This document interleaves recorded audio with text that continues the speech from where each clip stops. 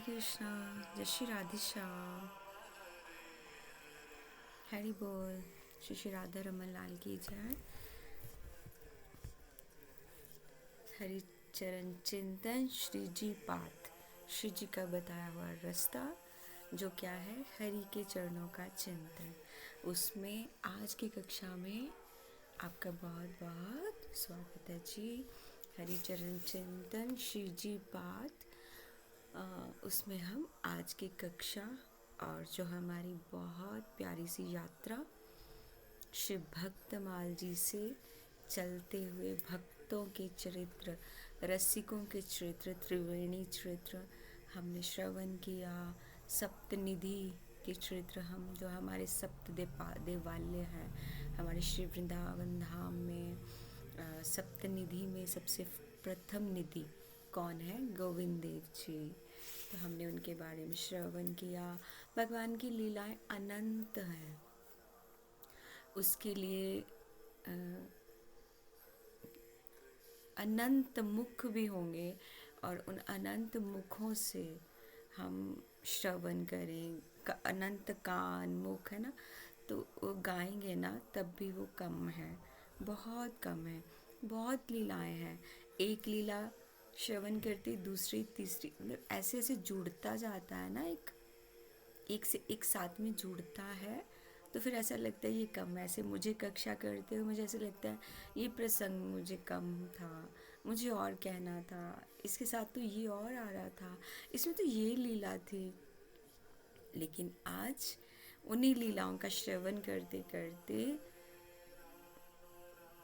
किसी ने मुझे लिखा कि व्रज में जैसे हमारे आचार्य वर्ग जन्म कहीं हुए हैं और व्रज में आए हैं, तो व्रज में जन्म लेने और मृत्यु तक का जो सफ़र है वो क्या है, या फिर जन्म कहीं और हुआ हो और मृत्यु व्रज में हो, मतलब शरीर त्यागने के लिए जैसे हमें धाम मिल जाए तो उसका क्या है। और जैसे जन्म भी व्रज में हो और मृत्यु भी व्रज में हो, उसका क्या महत्व है। ये तीनों को ही, ये तीनों कंबाइन करके मुझे एक में ही मैं आपको शास्त्रों के अकॉर्डिंग, मेरा कुछ नहीं है, मुझे क्षमा कीजिएगा, इसमें कुछ भी अगर आपको गलत लगे मुझे क्षमा कीजिएगा। मैं खुद एक पतित हूँ और भक्ति के प्रयासरत हूँ। भक्ति के मार्ग पे अपने गुरु वर्ग आचार्यों के बताए रास्ते पे चलने की कोशिश करते करते अपराध बनते हैं, उनको क्षमा कीजिएगा। तो अगर ये कक्षा होने जा रही है तो इसको सुनने से पहले मुझे क्षमा कर दीजिएगा, क्योंकि ब्रज व्रज कोई साधारण जगह नहीं है। व्रज साक्षात रास भूमि है। तो इस रास भूमि में हम अपनी श्री जी को पहले प्रणाम करते हैं। तप्त कांचन गौरांगी श्री राधे वृंदावनेश्वरी वृषभानु सुते देवी प्रणमामि हरि प्रिय। शाम शाम माजू के चरणों में प्रणाम। प्रिया प्रियतम की ऐसी रास लीलाओं का, रसिकों का हम श्रवण करते रहें और ऐसे ही हमारी अंतिम श्वास हो जाए। इससे बड़ा और क्या है। हम इसीलिए भक्ति की प्रैक्टिस करते हैं ना, ताकि ये जिह्वा को रस लग जाए हरि नाम का, और ये हर सांस कोई वेस्ट नहीं जाए।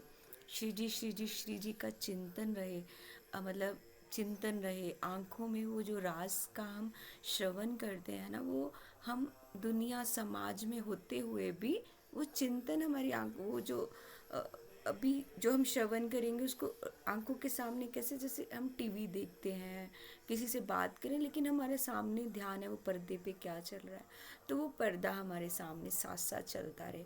और कभी कभी इतना भाव हो जाए कि हम सबके बीच में बैठे बैठे श्याम सुंदर और श्री जी की लीलाओं का को सामने देख रहे हैं, और उसको देखते देखते हमें स्माइल आ जाए, मुस्कुराहट आ जाए कि श्री जी श्याम सुंदर को, या श्याम सुंदर ही ज़्यादा श्री जी को बहुत तंग करते हैं। मतलब तंग नहीं, मतलब उनको बहुत मान में बहुत परेशान करते हैं। तो इसी अपनी रास के उसमें आगे चलते हैं। व्रज में शरीर त्यागने का और क्या महत्व है। इसमें 3 तरह के हैं व्रज में।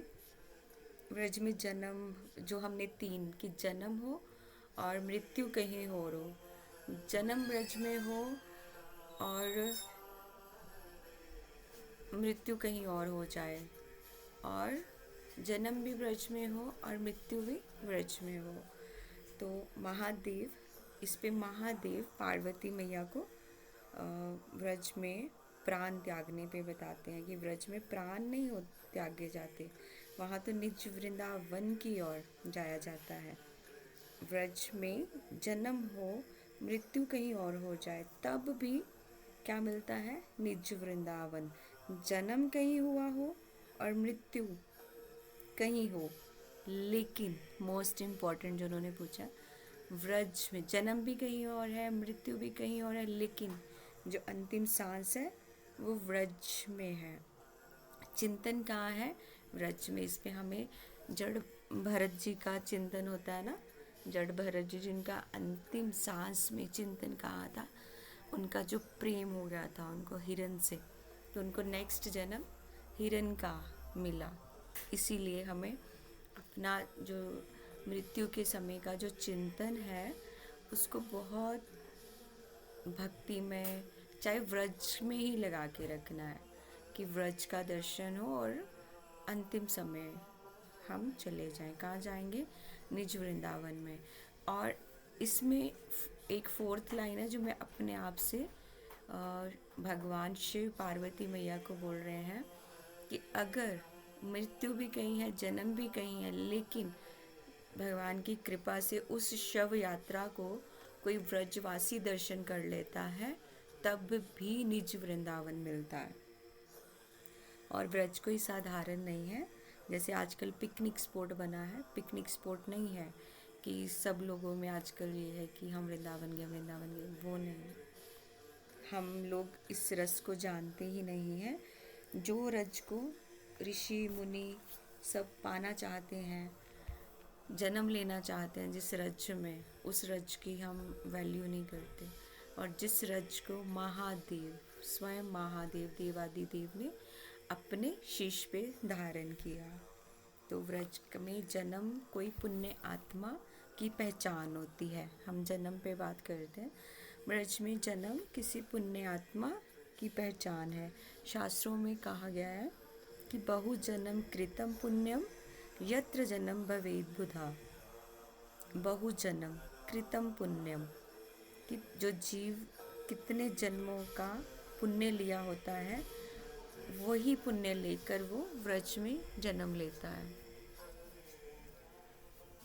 और व्रज केवल स्थान नहीं है कि हम मैप पे देखें कि हमने मैप पे देखा कि ये ब्रज है, वो व्रज नहीं है। व्रज वो है जो स्वयं राधा कृष्ण के नित्य धाम की परछाई है।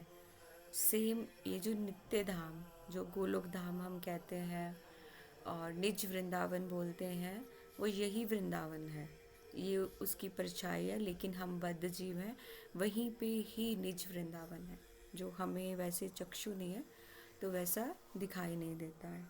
और व्रज में, ये तो हुई जन्म की बात, व्रज में शरीर छोड़ना, व्रज में शरीर छोड़ना भक्तमाल जी में और तुलसीदास, गोस्वामी तुलसीदास जी के पदों में रास पंचाध्याय हरिवंश महापुराण में बताया है, ब्रज में मृत्यु नहीं होती है, वहाँ तो जीव को साक्षात, जो उनकी मृत्यु, जो जीव है वो लीला धाम में प्रवेश करता है। हमें लगेगा कि वो शरीर चला गया, लेकिन वो रियल मृत्यु है। कहाँ गया वो? लीला में प्रवेश किया। लीला प्रवेश का द्वार खुलता है। ब्रज में जो जीव प्रेम भाव से प्रिया प्रियतम का नाम जपते रहते हैं, सेवा करते हैं, एकांतवास करते हैं और हर टाइम लीला का ध्यान करते हुए व्रज में शरीर त्यागते हैं, वो आत्मा तो 100% नित्य निकुंज में जाती है, क्योंकि उनको किसी से कोई लेना देने। हर टाइम जीवा पे हरि चिंतन है, स्वाध्याय है, श्रवण है, साधु संग है, और वैसे ही फिर अंतिम समय शरीर वैसे ही चला जाएगा।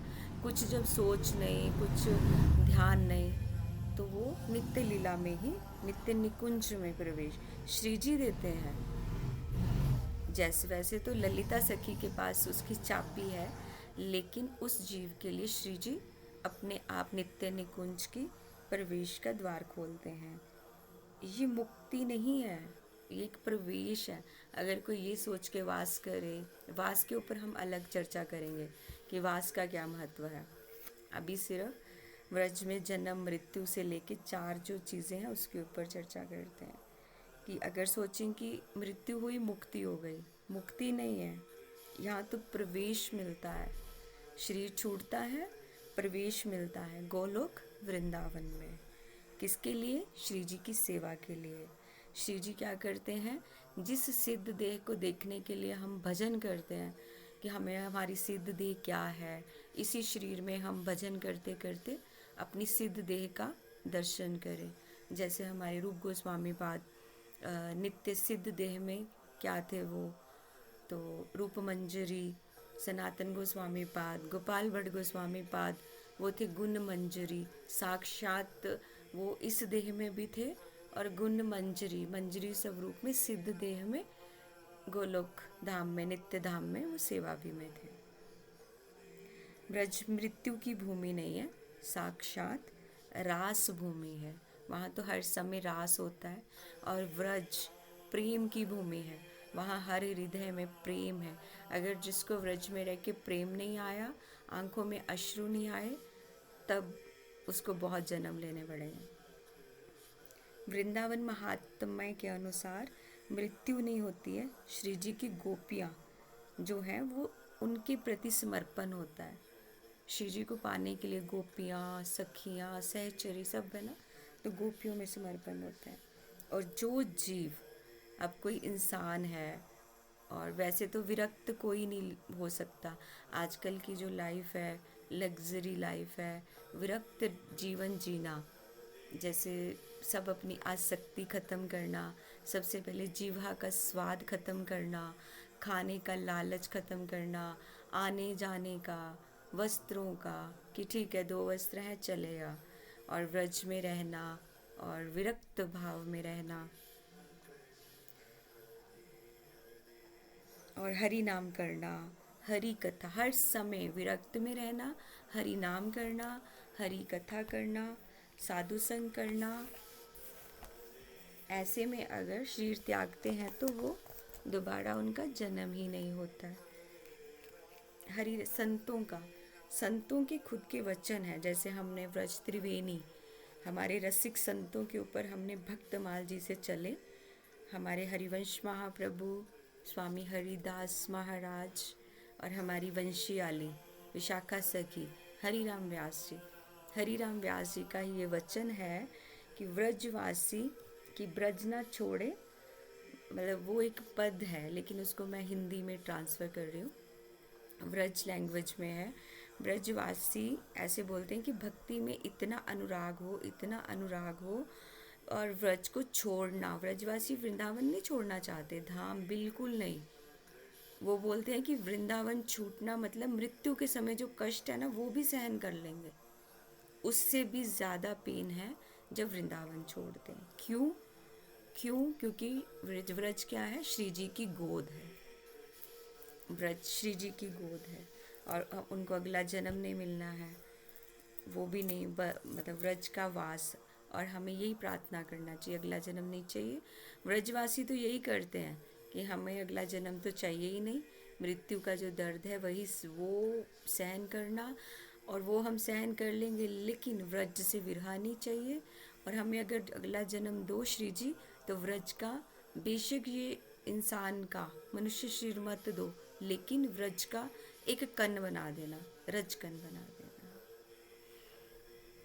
तो आज की व्रज में जन्म मृत्यु, जन्म कहीं मृत्यु कहीं, और जन्म व्रज में लेकिन मृत्यु कहीं, उस कक्षा को हमने सुना। अभी हम उसको विराम करते हैं। श्री जी के चरणों में प्रणाम। लेकिन इसका भाव और शिक्षा क्या है, और हमें श्री जी को कैसे पुकारना चाहिए, उसके लिए एक प्रार्थना मैं आप सबसे शेयर कर रही हूँ, जिसको अपनी प्रार्थना में शामिल कीजिएगा और हमेशा ऐसा चिंतन करना चाहिए, हे श्री जी हमें अगला जन्म नहीं चाहिए, दो तो व्रज में कोई रज का कण बनाना। श्री जी ऐसे कृपा करना। श्री जी आज हम दूर हैं लेकिन व्रज से दूर हैं, लेकिन मेरा मन व्रज में ही है, मेरा मन वही व्रज में डोलता है। और श्री जी यही कुंज में मैं जन्म लेना चाहती हूँ या चाहता हूँ। श्री जी यही यहाँ यहाँ आप रास करती हैं। मैं चुपचाप एक सखी हूँ जो देख रही हूँ। तो सखी जन, मेरे प्रिय सखी जन, इस भावपूर्ण प्रेयर को अपनी प्रेयर में शामिल कीजिएगा। और इस प्रेयर को करते हुए आपकी आंखों में अश्रु जरूर होने चाहिए। दोनों भुजाएं उठा के श्री जी से प्रार्थना कीजिए। प्रार्थना हमेशा करनी चाहिए, हर चीज़ में प्रार्थना कि हे श्री जी मुझे व्रज से कभी दूर मत करना, अगर दूर करो भी तो मेरा मन को व्रज में रखना, अपने श्री चरणों में रखना। तो सखी जन ये वो व्रज है जहाँ अंतिम सांस लेना भी सेवा बन जाता है। आप समझ आया आपको मृत्यु का क्या है? ये वो व्रज है जहाँ पे अंतिम सांस लेना, आप जीवन भर कहीं बाहर रहे लेकिन अंतिम सांस जो ली है वो भी क्या कहांगे? सेवा। श्री जी सेवा के रूप में स्वीकार करते हैं। श्री श्री वृंदावन धाम की जय, श्री श्री राधा गोविंद की जय, अनंत कोटि वैष्णव वृंद की जय, शिला प्रभुपाद की जय।